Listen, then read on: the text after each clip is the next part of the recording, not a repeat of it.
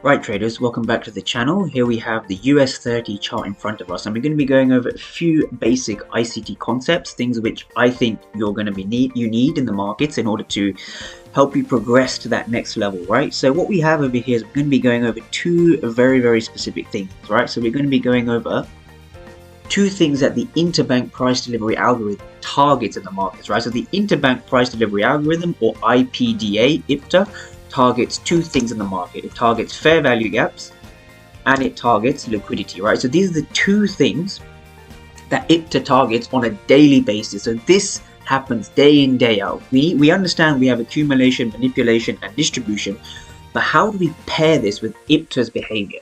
So here's how we do it. If we just begin to dissect price action on the 18th of March 2024, what we have here is we have a two-phase manipulation model. So if you haven't checked out my video on two-phase manipulation, I highly suggest checking that out. What we have here is we have an Asian range, and we notice both the Asian high gets swept in pre-London, and we have the Asian low that gets swept also in the London session now, right? Before our break of structure. So we have a two-phase manipulation giving us phase one up here, which I'm going to label in yellow, and we have the Judah swing down here. Right, so this here is the ICT Judah swing, or just the Judah swing for short, right? So the Judah swing represents the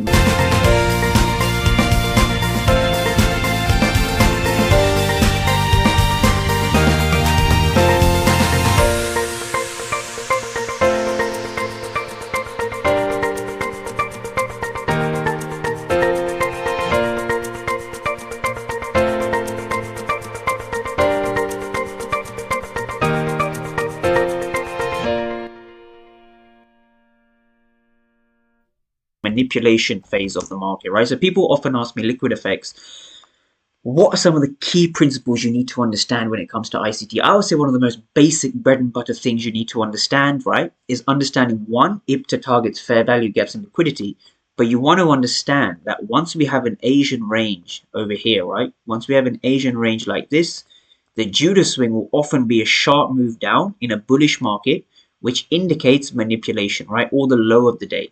And our job is to target this low of the day before entering any trades, because we want to give ourselves a high probability zone to trade off. And that is the ICT Judah swing, which I've highlighted just over here, right?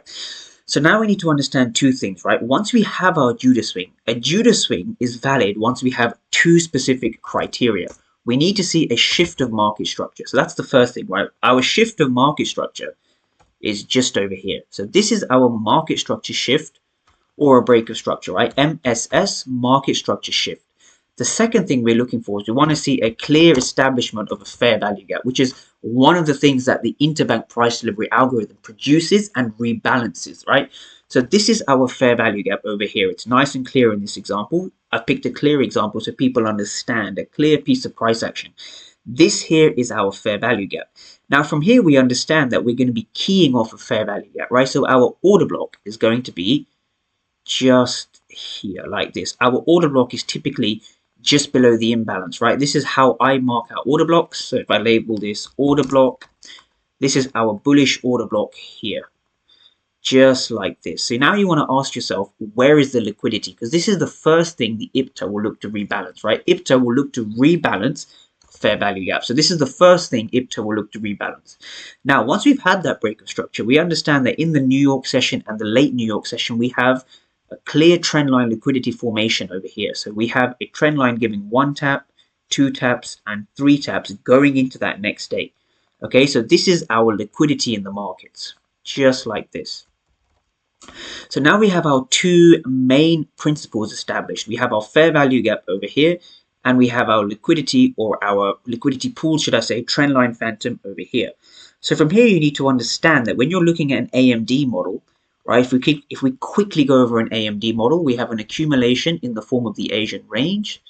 So the Asian range builds liquidity. In this case, we have a two-step manipulation. So we have a two-phase manipulation. We have a manipulation phase one, and we have price tearing down, giving us a manipulation phase two. After that, we see a shift of market structure, right?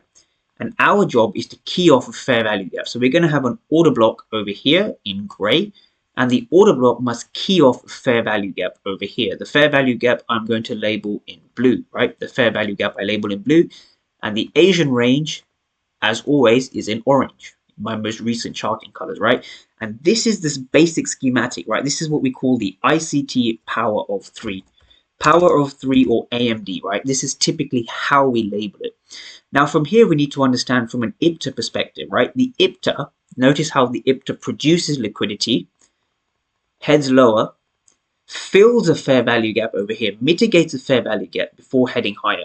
So from IPTA's perspective, we need to understand the interbank price delivery algorithm operates by filling a fair value gap and then heading higher to seek liquidity, right? So again, a safe stop loss will be just below the Judas swing. And notice how we are trading away from the fair value gap. The fair value gap was produced here. We're trading away from the fair value gap towards buy side liquidity. So as this trade moves higher and higher, our job is to target the liquidity over here, right? The buy side liquidity just over here. Okay, so this is the basic power of 3 schematic. So if I zoom out, this is essentially the inner workings of ICT: accumulation, manipulation, or a two-phase manipulation in this stage, and then a distribution, right? A key tip to understand is when you're looking for a distribution, you want to ask yourself, everybody ask yourself, at home, ask yourself, where is the next pool of liquidity, right? Where is the liquidity pool, right? Because you need to be trading towards the liquidity pool and you need to be trading away from the fair value gap, okay? Now we have a very similar concept up here. It's the exact same concept, just flipped on its head, okay? So what we have here, right, I'm going to be introducing a concept called TGIF. This here was Friday the 22nd of March, TGIF. Now TGIF stands for too good, it's Friday. Now the TGIF setup, or too good it's Friday, TGIF, essentially reverses on how the week has behaved, right? So when we have a very bullish week, right, we understand Monday moves up, Tuesday moves up, Wednesday moves up, Thursday typically produces the high of the week, and Friday will retrace back into the weekly range, right? This is basic ICT concepts, weekly candle, right? Weekly candle projection.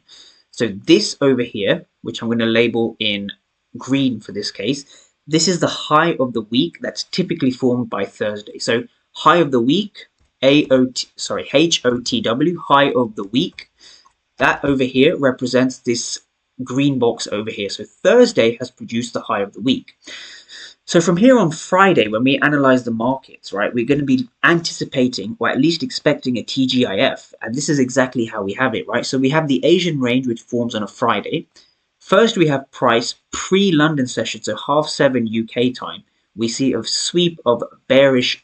We see a bearish manipulation over here. We see a sweep of sell-side liquidity. So you have to ask yourself, what's going on over here? Why is price behave like this, right? The Asian range low is what gets swept here in this region. So this here represents an enticement of early sellers, right? This here is early sellers. Early sellers. So once we have an enticement of early sellers, right, we need to understand that these sellers are often swept out due to a manipulation phase 2, right? So when we see manipulation phase 1 and manipulation phase 2, both of these occur with respects to the Asian range. So we see an Asian range high, or ARH, that also gets swept in the process. So we see an Asian range low sweep and an Asian range high sweep. Okay, so from here, what we're looking for is a clear break of structure to the downside. And this is where we have it. This is our break of structure to the downside, our shift of market structure, MSS or BOS, right? Break of structure to the downside just over here. So from here, we need to understand that our next job is to find a fair value gap, just like we did before, and key off it. This here is our Judas swing. So if you remember from the previous example, the Judas swing has 2 rules attached with it, 2 rules established. The first rule is that it must break structure, and the second rule is that it must leave a fair value gap. And that's exactly what we have over here. So we see a shift of market structure or a break of structure over here. Notice how this high over here has broken the last low. So we've seen a clear shift of market structure. And we have a fair value gap that's produced over here, that set itself up over here in price, okay? So from here, our job is to simply key off a fair value gap. And this here is how you could have potentially taken advantage of a TGIF, right? TGIF works very well on forex pairs, especially the US dominant pairs. So if you are looking for a TGIF, a question I often get is, oh, which pairs work best for this strategy, right? The TGIF works very well for forex pairs. typically USD pairs, US denominator pairs, so euro dollar, pound dollar, US CAD, AUD, USD, etc. So it works well on forex. Works very well on indices, right? So indices such as the S&P 500, so ES or NQ or US 30, even, futures as well. Those who trade futures, ES, NQ, US 30 works very well on these two as well. So these are the two most reliable market or assets for this particular TGIF strategy.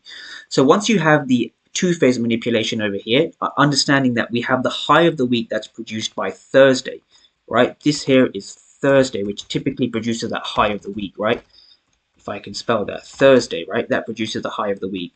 So from here, we have a bearish two-phase manipulation, and understanding that price is going to retrace into that weekly range. This here gives you your TGIF setup. So if you like this video, give it a like and thumbs up, and I look forward to seeing all of you in the next one.